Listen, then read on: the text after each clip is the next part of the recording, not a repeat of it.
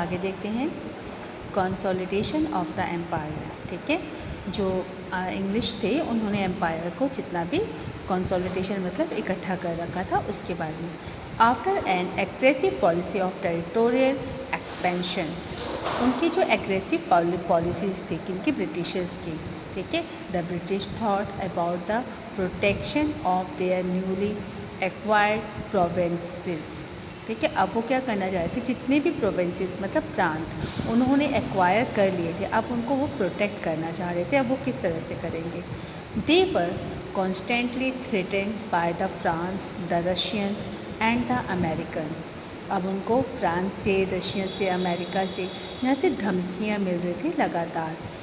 It was now important for them to secure the north west frontiers of India. अब उनके लिए क्या ज़रूरी हो गया था, अब उनके लिए जो नॉर्थ वेस्ट जो साइड था अब उनके लिए सिक्योर करना बहुत ज़्यादा ज़रूरी हो गया था, उनकी सीमाओं को, फ्रंटायर्स में सीमाओं को। ठीक है बच्चों, अब हम लोग आगे देखते हैं। The resulted in 2 wars with Afghanistan. The first Afghan war 1839 to 42 and the second Afghan war 1878 to 80. As the final result, a permanent British resident was to be stationed at Kabul. जो परमानेंट ब्रिटिशर्स रह रहे थे काबुल में, the British took control of the Qurani and Mishni places in order to prevent any foreigner intervention from this side. उन लोगों ने क्या किया था, जो ब्रिटिशर्स थे जो परमानेंट रह रहे थे उन्होंने अपना कंट्रोल कर लिया था कुरानी एंड मिशनी पर। और क्या हो रहा था, और जो दूसरी फॉरेनर्स आ रहे थे तो उनका किसी भी तरह का वो इंटरफेरेंस नहीं कर रहे थे उस साइड में, उन्होंने पूरा अपना कंट्रोल कर लिया था। ओके, अब हम आगे देखते हैं। The annexation of Sindh was important for the defence of English territories from the Russians. ठीक है, जो एनेक्सेशन था सिंध का वो बहुत ही ज़्यादा इम्पॉर्टेंट था किसके लिए, ब्रिटिशर्स के लिए। क्यों, क्योंकि वहाँ पर रशियन जो है वो भी आना चाह रहे थे। After sign some peace treaty with the armies of Sindh, बहुत ही ज़्यादा शांतिपूर्ण जो ट्रीटी है वहाँ पर जो सिंध की आर्मीज थी उनके साथ साइन की गई। And their weak resistance Sindh was finally taken over the 1843। Resistance मतलब जो भी वहाँ पर विरोध हुआ वो बहुत ही कमज़ोर साबित हुआ। ठीक है, बहुत ज़्यादा नहीं हुआ, और क्या हुआ, सिंध भी क्या हो गया, अंडर में आ गया ब्रिटिशर्स के। Burma was also annex to the Indian empire in 1885। Burma भी को भी क्या कर लिया गया, एनेक्स कर लिया गया 1885 में। The Gorkhas of Nepal offered through resistance of the English from 1814-1816। जो बर्मा के जो नेपाल के जो गोरखास थे उन्होंने क्या किया, रेजिस्टेंस मतलब विरोध किया इंग्लिश का 1814 से 1816 तक किया, but were force to sign the treaty of Sangoli in 1816। पर उनको बाद में क्या किया गया, फोर्स किया गया साइन करने के लिए ट्रीटी कौन सी, संगोली 1816 में। They surrender the district of Garhwal and Kumaon to the British. इनको ये जो अपनी डिस्ट्रिक्ट थी गढ़वाल एंड कुमाऊन को क्या करना पड़ा, उनको देना पड़ा, सरेंडर करना पड़ा। A large portion of the Terai area also came under the British control. जो एक बहुत बड़ा पोर्शन था तराई एरिया का वो भी कहाँ गया, ब्रिटिशर्स के कंट्रोल में आ गया। अब हम लोग आगे देखते हैं। The annexation of Punjab 1849। Punjab was now the only large and independent state left out the British control. सिर्फ पंजाब ही अब एक ऐसा स्टेट था जो ब्रिटिश कंट्रोल के अंडर में नहीं था। It was being ruled by Ranjit Singh who had signed a treaty of perpetual friendship with the British. उस समय जो रणजीत सिंह है वो रूल कर रहे थे पंजाब में, और उनकी जो ट्रीटी हुई थी, साइन हुई थी ब्रिटिशर्स के साथ परपेचुअल फ्रेंडशिप वाली। He also maintain an efficient army and employed European in his state. उनके पास एक बहुत ही अच्छी एफिशिएंट आर्मी थी, और जो यूरोपियंस थे वो एम्प्लॉय थे उनके स्टेट में। ठीक है, after Ranjit Singh death in 1839, Ranjit Singh की डेथ के बाद 1839 में Punjab witnessed political instability, Punjab में क्या हुआ, अस्थिरता आई राजनीति में, पॉलिटिक्स में। In 1843 Dalip Singh, a minor son of Maharaja Ranjit Singh, was proclaim the ruler. जो दलीप सिंह था वो क्या था, माइनर सन मतलब क्या बोला जाता है उसको, जो 18 साल से कम होते हैं, अबालिग, हाँ वो था, माइनर सन था महाराजा रंजीत सिंह का, ठीक है। प्रोक्लेम द रूलर, उसको क्या किया गया, रूलर बना दिया, नाबालिग, ठीक है, नाबालिग को रूलर बना दिया गया था, जो अभी बालिग नहीं हुआ था। The British saw it the right opportunities to forward their plan and annexation of Punjab. अब एक नाबालिग बच्चा जब बैठा है गद्दी पर, तो वो क्या था, वो ब्रिटिशर्स के लिए एक चांस हो गया, ठीक है, पंजाब को एनेक्स करने के लिए। After 2 long wars, the first Anglo Sikh war 1845 और 46 and the second Anglo Sikh war 1848 to 49, Punjab was finally annexed in 1849। अब पंजाब जो है फाइनली एनेक्स कर लिया गया। Dilip Singh was sent to England for education, Dilip Singh को एजुकेशन के लिए इंग्लैंड भेज दिया गया। And was entitled to a pension of ₹50,000 per annum, 50,000 पर वार्षिक के हिसाब से उसको दिया जाने लगा pension. Punjab was now to be administrated by a board of commissioners, अब पंजाब को बोर्ड ऑफ कमिश्नर्स के थ्रू एडमिनिस्ट्रेट किया जाने लगा।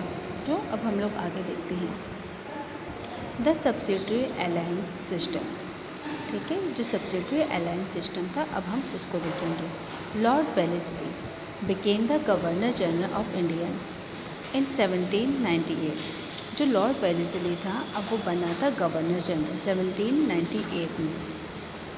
His main target was the expansion of the British dominions, जो ब्रिटिश डोमिनियंस था, जो अधिराज्य था, उसका विस्तार करना था, इसका जो मोटिव था, टारगेट था। इन इंडिया, इंडिया में। And subjugation of the Indian state, subjugation मतलब होता है दमन करना, किसका, इंडियन स्टेट का दमन करना। He was not in favour of peace treaties और the policies of non intervention, वो कोई भी किसी भी तरह की पीस मतलब शांतिपूर्ण ट्रीटी के फेवर में नहीं था। और जो उसकी पॉलिसीज़ थी जो था नॉन इंटरवेंशन मतलब गैर हस्तक्षेप। To fulfill his political ambition, he used the system of subsidiary alliance. उसने अपनी जो है अपनी जो पॉलिटिकल एम्बिशन है, जो उसकी सोच थी, उसको फुलफ़िल करने के लिए वो किस चीज़ को लेकर आया, सब्सिडरी अलायंस को लेकर आया।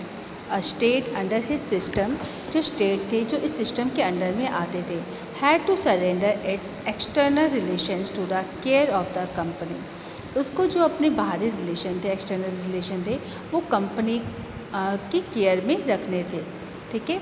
Any form of negotiation with other state were to be made through the company, कोई भी अदर स्टेट के साथ जो भी उसका नेगोशिएशन होगा वो सब कुछ किसको पता होना चाहिए, कंपनी के थ्रू में आना चाहिए। The state was to accept British resident at its headquarter, जो स्टेट होगा वो ब्रिटिश जो एक्सेप्ट स्वीकार करेगा ब्रिटिश रेजिडेंट में, मतलब हेडक्वार्टर के थ्रू उसको लिया जाएगा, जो ब्रिटिशर्स का होगा उस स्टेट को लिया जाएगा। The company in turn was to protect the state against any foreign war, और जो स्टेट होगा, जो राजा होगा उस स्टेट का, जो गद्दी पर बैठा होगा राजा, उसको लीजिए, स्टेट मतलब जो इंडियन स्टेट होंगे, ठीक है, उसकी जो प्रोटेक्शन का काम है वो कंपनी करेगी, जो भी उसके फॉरेन इन्वेशन जो है, फॉरेन आक्रमण होंगे उससे बचाएगी। कौन बचाएगी, जो ब्रिटिश कंपनी है उसको बचाएगी, पर उसको क्या करना पड़ेगा, सब्सिडरी अलायंस पर साइन करना पड़ेगा, ठीक है। The system prove to be beneficial for the British, और ये जो सिस्टम था, ये जो ब्रिटिश थे उनके लिए बहुत ही ज़्यादा बेनिफिशियल साबित हुआ। The Indian princess were now deprived of any opportunity to join hands against the company, जो इंडियन प्रिंस थे, अब उनको डिप्राइव्ड कर दिया गया, वंचित कर दिया गया इस अपॉर्चुनिटी से कि वो किसी के भी साथ हाथ मिलाए, किसके अगेंस्ट, ब्रिटिश के against, on the pretext of protecting a state. और उनको क्या बोला गया था, बहाना बनाया गया था कि हम आपके स्टेट की रक्षा करेंगे। The company could now maintain a large standing army at the expansion of the Indian princess. अब जो कंपनी है वो लार्ज आर्मी को क्या कर सकती है, एक्सपेंड कर सकती है, स्टैंड कर सकती है, कहाँ पर, इंडियन जो है स्टेट में, ठीक है, इंडियन जो है इंडियन एक्सपेंशन में, मतलब जो पैसे होंगे वो इंडियन होंगे, आर्मी कौन बनाएगी, ब्रिटिशर्स बनाएंगे। It gave the company a chance to further expand their territories in India. और कंपनी को अभी चांस भी मिल गया था कि वो एक्सपेंड कर सके और ज़्यादा अपने टेरिटरीज को इंडिया में। The Indian ruler had to face the interference of the British residents in their everyday affairs. जो इंडियन रूलर्स थे वो डेली की जो काम की चीज़ें थी डेली की, उसमें ब्रिटिशर्स का इंटरफेरेंस हो रहा था, उसको पसंद नहीं कर पा रहे थे। The Indian ruler lost the administration as well as financial independence. जो इंडियन रूलर थे उन्होंने क्या कि अपना एडमिनिस्ट्रेशन तो खो ही दिया, और जो उनकी फाइनल इंडिपेंडेंस थी, कहीं पर जो वो खर्च कर रहे थे उसको भी खो दिया। क्यों? क्योंकि ब्रिटिशर्स हर एक चीज़ का क्या कर रहे थे, हिसाब ले रहे थे उनसे। The Nizam of Hyderabad, the ruler of Mysore, the Nawab of Aundh, the Peshwa and the Scindia were the chief rulers who accepted the subsidiary alliance system. इन्होंने क्या किया था, इन्होंने जो था सब्सिडरी अलायंस सिस्टम को एक्सेप्ट कर लिया था। अब हम लोगों का नेक्स्ट है the doctrine of lapse. It was the governor general Lord Dalhousie. ठीक है बच्चों, आपकी डी को पकड़िएगा, डी फॉर डॉक्ट्राइन और डी से डलहौजी। ठीक है, तो डॉक्ट्राइन ऑफ लैप्स किसकी थी, डलहौजी की। ओके, और जो हम लोगों ने सब्सिडरी अलायंस पढ़ी थी वो किसकी थी, वेलेस्ली की। Okay, who applied the doctrine of lapse for the annexation of Indian state। इन्होंने क्या किया था, जो नीति थी उसको लेकर आए थे डॉक्ट्राइन ऑफ लैप्स की।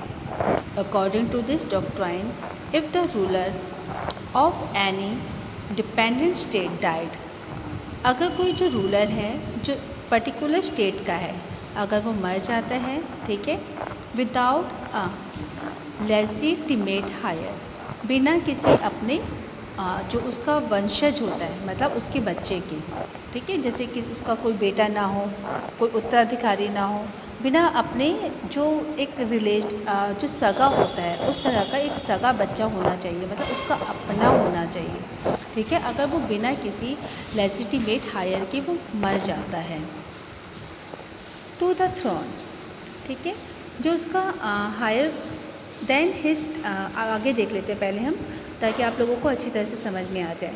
Then state would directly be annexed और lapse to the British empire. इसका मतलब ये था बच्चों, अगर कोई भी राजा बिना किसी अपने उत्तराधिकारी के, मतलब अगर उसका बेटा नहीं हो, ठीक है, या नहीं होगा, अगर उसके वो मर जाता है, तो उसका जो पूरा स्टेट है वो किसके अंडर में आ जाएगा, वो ब्रिटिश के अंडर में आ जाएगा। ठीक है, ये था हमारा doctrine of lapse. And adopted son, अगर जैसे राजा ने अडॉप्टेड सन अडॉप्ट किया है, आप लोगों ने देखा है ये झांसी की रानी का किस्सा कितना लंबा है, खूब लड़ी मैदानी, वो तो झांसी वाली रानी थी। ठीक है, तो वो भी डॉक्ट्राइन ऑफ लैप्स के अंडर में ही आ रही थी। ठीक है, an adopted son was entitled to use the personal property of the deceased ruler but not his royal status. मतलब अगर उन्होंने कोई सन अडॉप्ट किया है, या किसी चाचा भतीजा जो भी है बोल के जा रहे हैं कि मेरे मरने के बाद ये रूल करेगा, पर वो उसका अपना बेटा तो नहीं होगा। ठीक है, तो वो उसकी जो प्रॉपर्टी है उसमें से वो खर्च कर सकता है, वो यूज़ कर सकता है, ठीक है, पर वो रॉयल स्टेटस का हकदार नहीं होगा। Okay, the British annex the states of Satara, Jaitpur, Sambalpur, Bhagat, Udaipur, Jhansi and Nagpur under the doctrine of lapse. ये सारे स्टेट किसके अंडर में उन्होंने अपने में कर लिए थे, डॉक्ट्राइन ऑफ लैप्स के थ्रू एनेक्स कर लिए थे। ठीक है, Dalhousie also annexed the state of Oz by justifying that this would free its people from misrules and misgovernance. मतलब जो औध था उसको डॉक्ट्राइन ऑफ लैप्स के लिए नहीं, पर उसको इसलिए उन्होंने एनेक्स कर लिया था कि उन्होंने क्या कहा था लोगों की, हमने आपको फ्री कर दिया है, जो राजा है राजा के जो उनके मिस रूल्स था, मतलब अच्छा रूल नहीं था, और जो मिस गवर्नेंस है उससे हमने आपको आज़ाद करवा दिया है। ठीक है, ये भी उनका बस एनेक्स करने का ही एक जो था पैटरा था। बच्चों, आशा करती हूँ मेरा ये वीडियो आपको अच्छा लगा होगा। इसी से लाइक कर दीजिएगा ताकि मुझे नया वीडियो बनाने के लिए मोटिवेशन मिले।